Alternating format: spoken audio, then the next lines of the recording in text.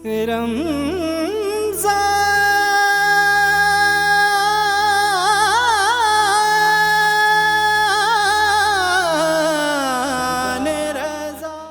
پستی سے بلندی کی طرف پرواز کرتا ہوں، خدا کے نام سے الفاظ کا آغاز کرتا ہوں۔ ناظرین اکرام، حاضرین بزم، السلام علیکم ورحمۃ اللہ وبرکاتہ۔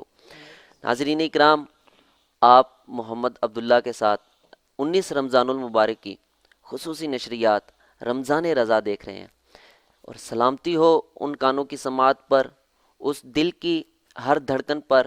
اس قدم کی ہر آہٹ پر، اور اس جسم کے ہر سانس پر جو ہمیشہ حق کی متلاشی رہتی ہیں۔ ناظرین اکرام، روزانہ کی طرح آج ہمارے ساتھ جو مہمان آپ دیکھ رہے ہیں، ماشاء اللہ سب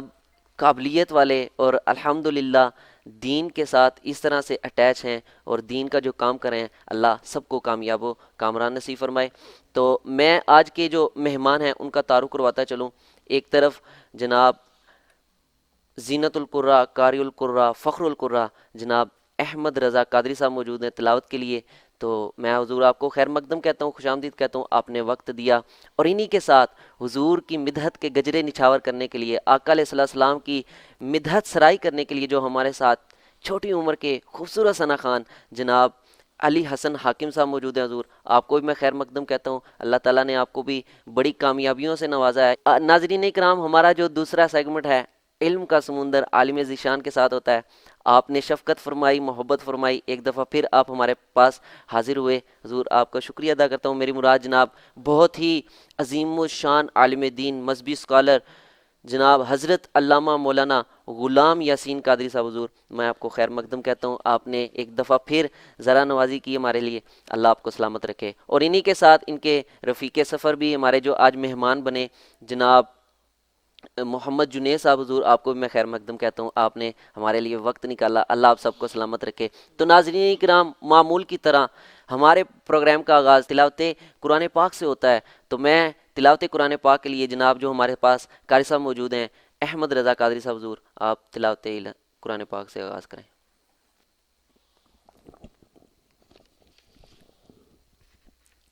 اعوذ باللہ من الشیطان الرجیم، بسم اللہ الرحمن الرحیم، الم نشرح لک صدرک سبحان اللہ، ووضعنا عنک وزرک سبحان اللہ، الذي أنقض ظهرك ورفعنا لك ذكرك سبحان اللہ، فإن مع العسر يسرا إن مع العسر يسرا سبحان اللہ، ماشاء اللہ، فإذا فرغت فانصب وإلى ربك فارغب، صدق اللہ العظیم۔ سبحان اللہ، سبحان اللہ۔ ناظرین اکرام، بہت ہی خوبصورت انداز سے قاری صاحب ہمارے دل قرآن پاک کی لذت سے منور فرما رہے تھے، اللہ آپ کو سلامت رکھے اور اسی طرح آپ کو کامیابی کی سربلندی تک پہنچائے۔ تو ناظرین اکرام، آج جو ہمارے بہت ہی خوبصورت ثنا خان چھوٹی عمر میں اللہ تعالیٰ نے الحمدللہ بڑی عزت سے نوازا، میری مراد جناب علی حسن حاکم صاحب، حضور آپ کیا سنائیں گے؟ میں آج آپ کو کلام سنائیں گے الحاج احمد علی حاکم صاحب کا، ماشاء بہت ہی اللہ، خوبصورت کلام ہے جی۔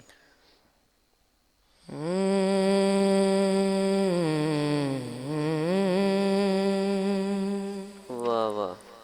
صلی اللہ علیہ یا رسول اللہ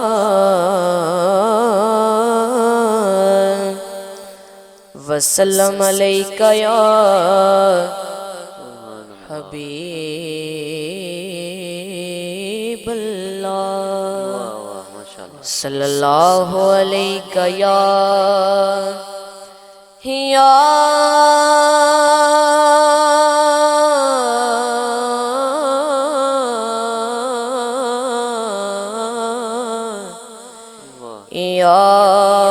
رسول اللہ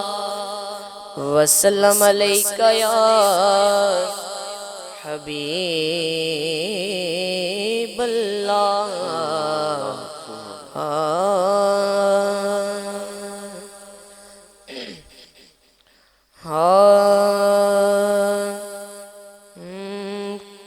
کیسے سمجھیں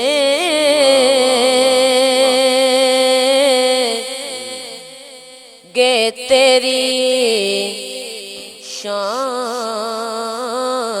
زمانے والے بہت خوب بہت خوب کیسے سمجھیں گے تیری شان زمانے والے کیسے سمجھیں گے تیری شان زمانے والے خود مٹیں گے وہ تیرا نام مٹانے والے واہ واہ واہ والے واہ خود مٹیں گے وہ تیرا نام مٹانے والے بے شک بے شک اور اس کلام کا بہت ہی خوبصورت شعر ہے ہاں کہ کیا ضرورت ہے کہ ہم چاند کا جلوہ دیکھیں کیا ضرورت ہے کہ ہم چاند کا جلوہ دیکھیں ارے ٹھہرو ٹھہرو کہ ہیں وہ زلف ہٹانے والے ٹھہرو ٹھہرو ٹھہرو ٹھہرو ٹھہرو ٹھہرو ٹھہرو ٹھہرو کہ ہیں وہ زلف ہٹانے والے اور اس کلام کا آخری شعر ہے کہ دل میں دوزخ کا کوئی خوف نہیں ہے حاکم دل میں دوزخ کا کوئی خوف نہیں ہے حاکم آ گئے مجھ کو جہنم سے بچانے والے آ گئے مجھ کو جہنم سے بچانے والے کیسے سمجھیں گے تیری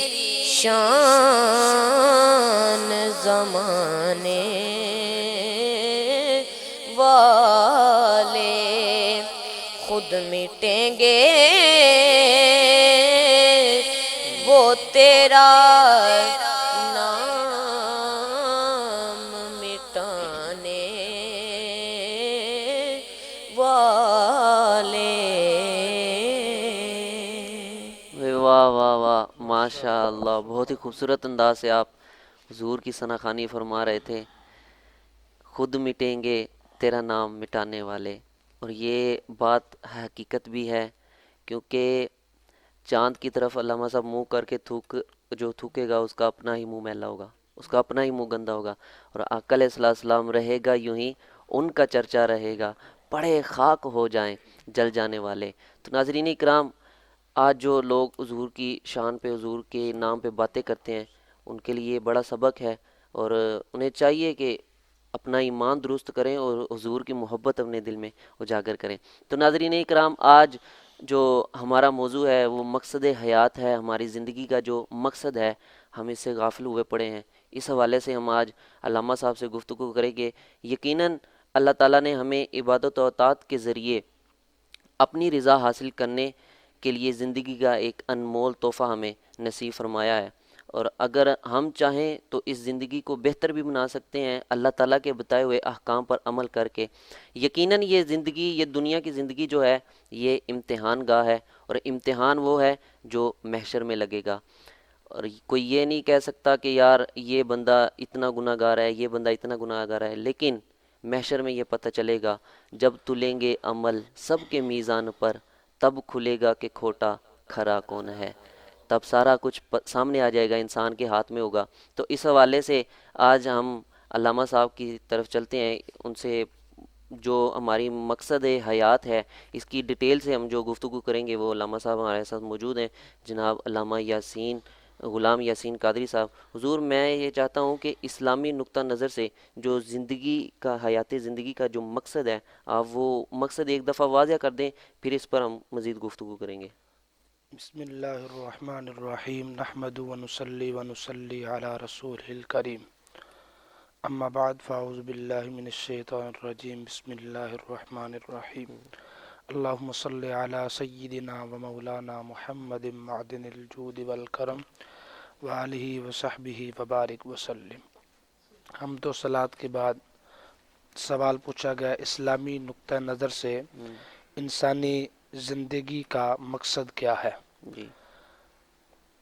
اللہ تبارک و تعالی نے انسان کو پیدا فرمایا، انسانیت کی تخلیق فرمائی، تو اس کو پیدا کرنے کا کوئی نہ کوئی مقصد ہے۔ اللہ تعالی نے جس بھی چیز کو تخلیق فرمایا ہے اس کو بغیر مقصد کے تخلیق نہیں فرمایا۔ بالکل۔ جو بھی چیز پیدا کی ہے، انسان ہے، جانور ہے، حشرات ہے، سب کو ایک مقصد کے تحت پیدا فرمایا۔ کوئی نہ کوئی چیز کا کوئی نہ کوئی مقصد ضرور ہے۔ اللہ نے کسی بھی چیز کو بے مقصد تخلیق نہیں فرمایا۔ اس کی دلیل اللہ تعالیٰ نے قرآن کریم کے اندر ارشاد فرمایا افحسبتم انما خلقناکم عبثا وانکم الینا لا ترجعون، فرمایا کیا تم سمجھتے ہو ہم نے تمہیں بیکار بنایا ہے، بے مقصد پیدا کیا ہے، وانکم الینا لا ترجعون، اور بے شک تم نے ہماری طرف لوٹ کر نہیں آنا۔ تو بے مقصد کسی کو بھی نہیں بنایا، با مقصد بنایا، کسی مقصد کے تحت بنایا۔ اب بندہ مومن کو، انسان کو اللہ تعالیٰ نے تخلیق فرمایا تو اس کا مقصد بھی ایک بیان فرمایا، الذی خلق الموت والحیات لیبلوکم ایکم احسن عملا،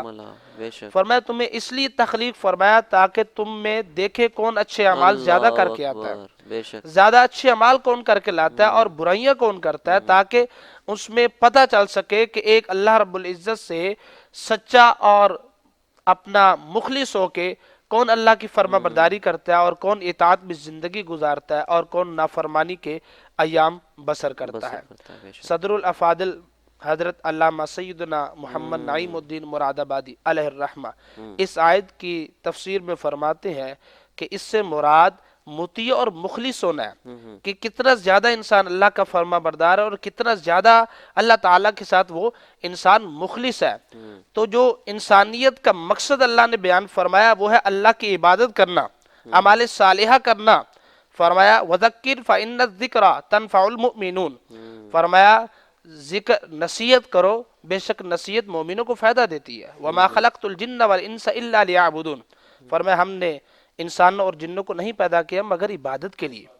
تو عبادت جو ہے یہ انسانیت کا مقصد تھا جو ہم بھول چکے ہیں، بے شک۔ جس کو ہم نے فراموش کر دیا، جس کو ہم نے پس پشت ڈال دیا ہے۔ ہمارا مقصد تھا رب کی معرفت، اللہ تعالیٰ کی عبادت، اللہ تعالیٰ کو پہچاننا۔ تو فرمایا ہم نے انسان کو پیدا کیا صرف اور صرف اپنی عبادت کے لیے، ریاضت کے لیے۔ میں رحمان اپنی معرفت کے لیے انسان کو میں نے پیدا کیا، میں نے اس کو تخلیق کیا۔ تو میرے بھائیو، انسان کا جو مقصد ہے وہ ہے مقصد حیات اللہ تعالیٰ کی عبادت، اعمال صالحہ، خیر کے کام، مومنوں کے ساتھ بھلائی۔ اللہ تعالیٰ نے سورہ بقرہ کے اندر ارشاد فرمایا یا ایھا الناس اعبدوا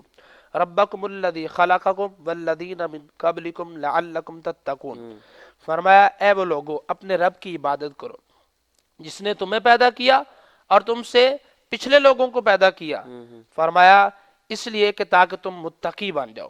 تو اللہ تعالیٰ نے یہاں بھی جو مقصد بیان فرمایا انسانیت کی تخلیق کا، وہ بھی اپنی عبادت ارشاد فرمایا کہ انسانیت کا جو مقصد ہے وہ رب العالمین کی عبادت کرنا ہے، اللہ تبارک و تعالیٰ کے حضور سجدہ ریز ہونا ہے، اللہ تعالیٰ کی بارگاہ میں جھکنا ہے۔ تو یہ انسانیت کا مقصد ہے جو ہم نے بھلا دیا۔ یہ روزے فرض ہے نا انسان پر، تو اب اللہ تبارک و تعالیٰ نے یہ تو نہیں ارشاد فرمایا کہ اب جو دیہڑی کام کرے گا وہ روزہ نہیں رکھے گا، جو آفس میں بیٹھے گا وہ روزہ رکھے گا، اس کا مقصد یہ تو نہیں۔ اب یہ فرض ہے انسان پر، تو یہ انسان کو ہر حال میں ہی روزہ رکھنا چاہیے۔ اس کے علاوہ جو شریعت نے جس کی اجازت دی ہے کہ جو مسافر ہو اور بیمار ہو ان کو اجازت ہے، اس کے علاوہ تو ہر شخص پر روزہ فرض ہے۔ لیکن ہمارے معاشرے کے اندر ہم جس نوجوان سے بھی کھڑا کر کے اس کو اگر پوچھے بھی آپ نے روزہ رکھا ہے یا آپ نے روزہ کیوں نہیں رکھا، تو وہ اپنا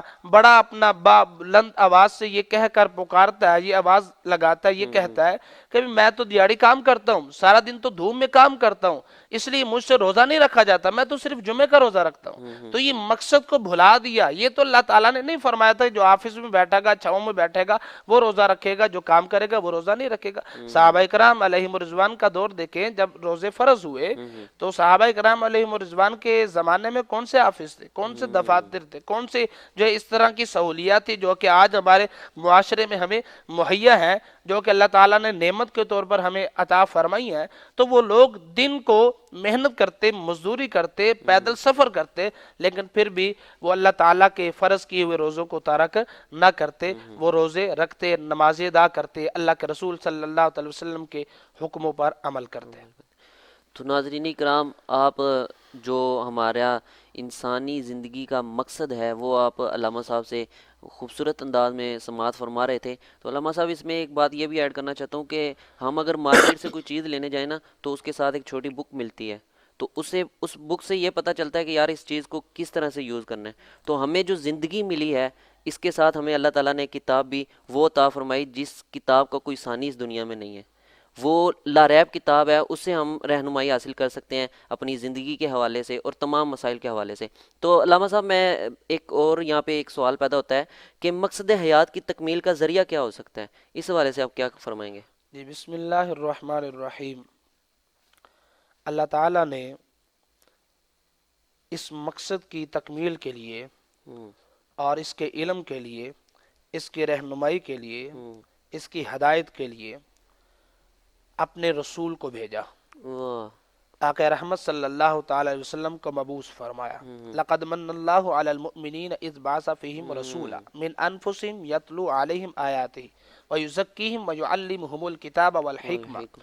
فرمایا تحقیق اللہ نے مومنوں پر احسان فرمایا تمہیں میں سے رسول بھیج کر۔ فرمایا وہ رسول کیا کرتا ہے؟ فرمایا وہ رسول جو ہے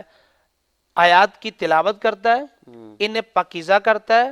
اور انہیں حکمت سکھاتا ہے اور انہیں کتاب سکھاتا ہے،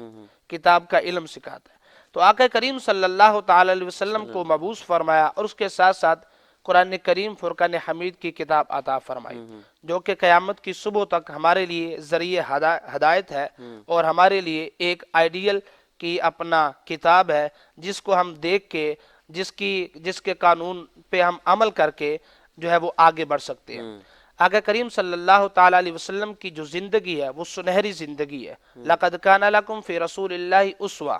فرمایا رسول اللہ صلی اللہ علیہ وسلم کی زندگی تمہارے لیے بہترین نمونہ ہے، بہترین زندگی ہے رسول اللہ صلی اللہ علیہ وسلم کی، تمہارے سامنے بہترین مثال ہے۔ من یطع الرسول فقد اطاع اللہ، جس نے رسول کی اطاعت کی اس نے اللہ کی اطاعت کی۔ تو رسول کریم صلی اللہ تعالی علیہ وسلم کی زندگی ہمارے لیے جو ہے مقصد حیات کی تکمیل کا ذریعہ ہے۔ حضور علیہ السلام نے ہمیں ہر اس چیز کا طریقہ اور سلیقہ بتلایا جو دنیا میں پیش آ سکتی تھی، جو بھی مسئلہ میں درکار ہو سکتا تھا، آقا کریم صلی اللہ علیہ وسلم نے ہر اس مسئلے کا ہمیں حل ارشاد فرما دیا۔ اور رسول رحمت صلی اللہ علیہ وسلم کی سیرت مبارک اگر ہم پڑھیں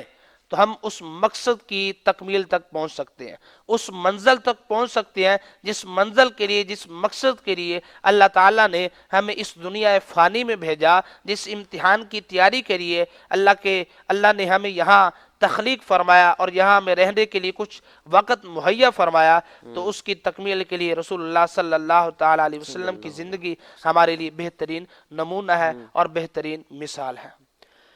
تو ناظرین اکرام، یہ تو پہلے بھی ہماری نشست میں یہ گفتگو، یہ بات ہو چکی کہ آقا علیہ السلام کی جو سیرت ہے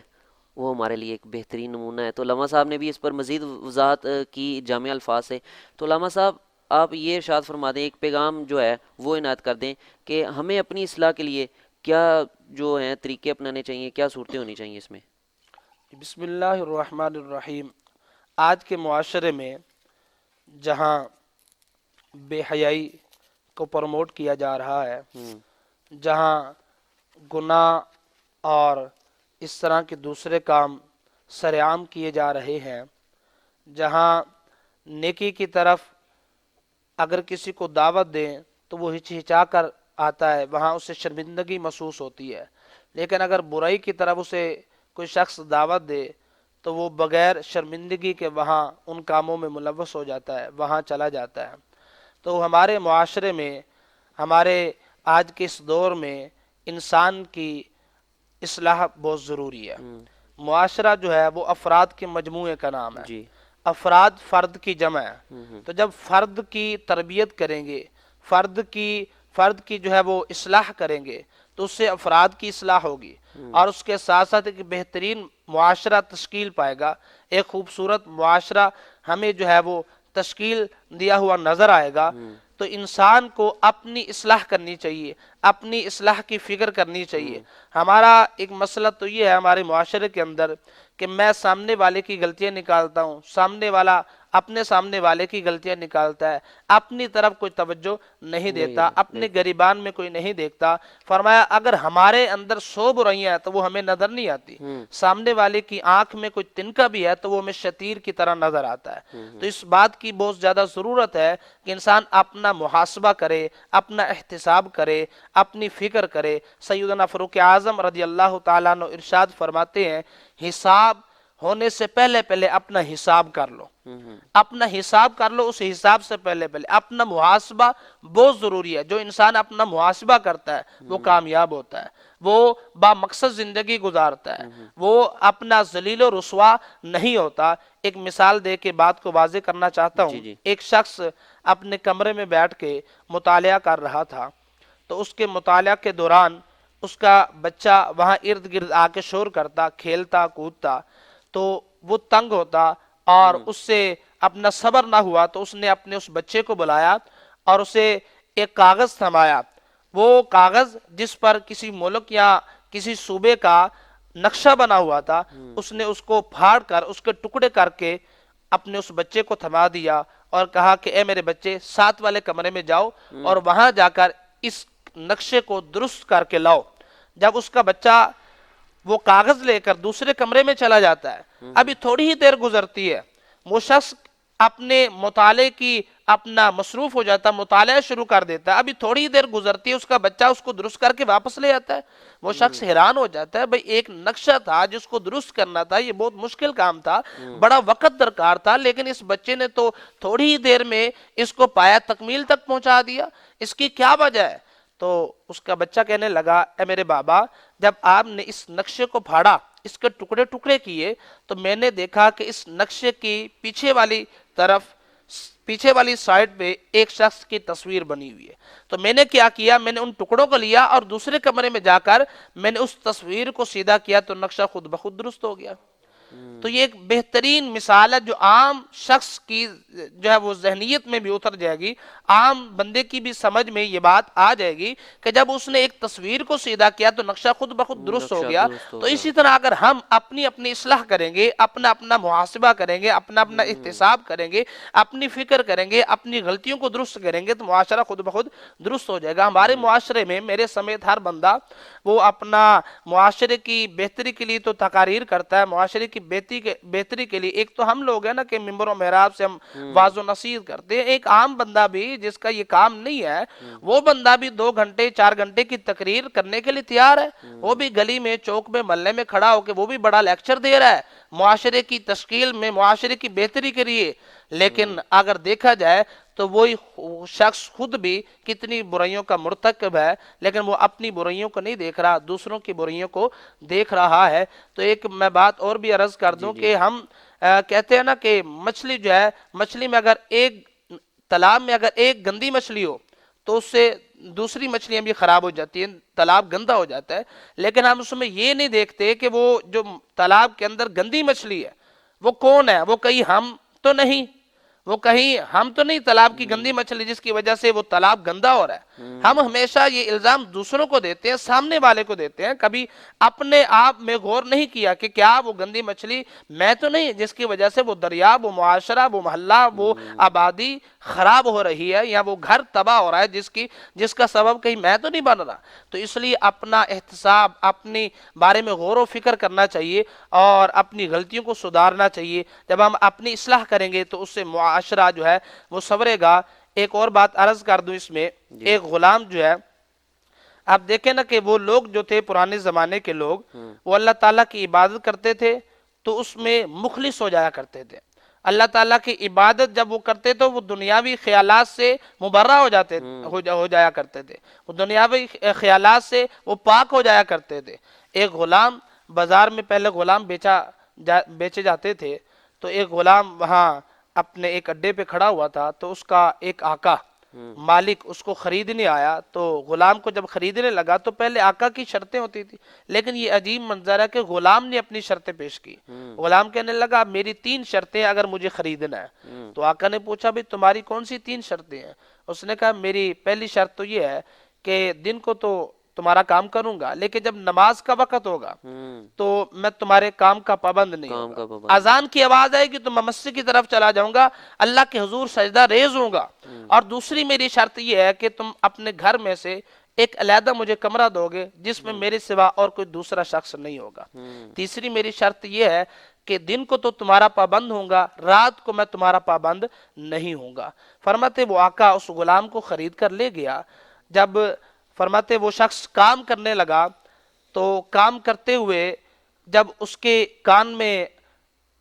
اذان کی آواز گونجی، فرماتے اس نے وہیں کام چھوڑ دیا اور جا کر مسجد میں اس نے نماز ادا کی، پھر آ کر اس نے کام شروع کیا، تو اسی طرح وہ نماز ادا کرتا رہا۔ فرماتے پھر اسی طرح مختصر یہ کہ جب اس کی دوسری شرط تھی اس کو علیحدہ کمرہ دیا جائے، اس کو علیحدہ کمرہ دے دیا گیا، تو فرماتے وہ اس کمرے میں رات بھر